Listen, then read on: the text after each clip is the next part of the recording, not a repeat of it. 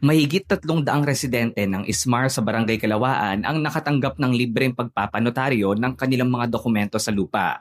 Ang nasabing inisyatibo ay tugon sa formal na request ng Ismar Homeowners Association sa Pasig Urban Settlements Office. Layunin nito na matulungan ang mga residente na maproseso ang kanilang mga papeles nang walang binabayarang legal fees. Good morning mga kapwa ko Pasigenyo. Ako po si Attorney Jason Ababa ng Mayor's Office po na nagbababa ng tulong legal na libre dito po sa Ismar Calawaan. Ito pong libreng notarization ay handog po ni Mayor Vico dahil po nakita po niya yung pangangailangan po ng mga taga HOA o yung beneficiary nitong Ismar na hindi naman po lingid sa kaalaman ng iba na medyo mahal po talaga magpanotaryo. At yung mailibre po sila na notarization napakalaking bagay at tulong na po para sa mga HOA po. Yun po.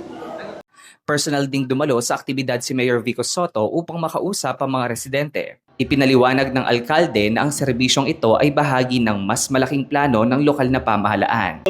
Mahaba-habang proseso para maisaayos natin ang mga bagay-bagay, para magkasundo lahat, para mabili natin dun sa dating may-ari ng lupa, para ma-acquire ng pamahalaan ang lupang kinatatayuan ng mga bahay po ninyo, hanggang makarating po tayo sa agreement o kasunduan para sa pagbili ninyo ng lupa sa presyong mababa lang po.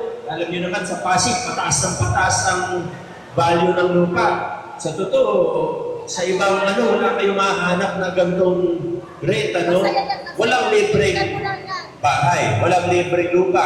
Diba? Kahit saan sa mundo, hindi po pwedeng libre. Pero, minabuti po natin na gawin ang lahat na makakaya natin para mapababa ng husto. Kung yung pinakamababang pwede, yun lang po para abot kaya ng bawat isa.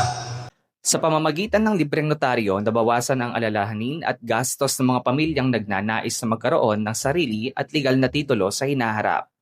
Pinangunahan ng Homeowners Association Desk Unit ng Mayor's Office, katuwang ang puso, ang pagsasaayos ng mga records at dokumentasyon. Ayon sa Legal Office, ang hakbang na ito ay kritikal upang maging legal at maayos ang pagdilipat ng pagmamay-ari ng mga lupain.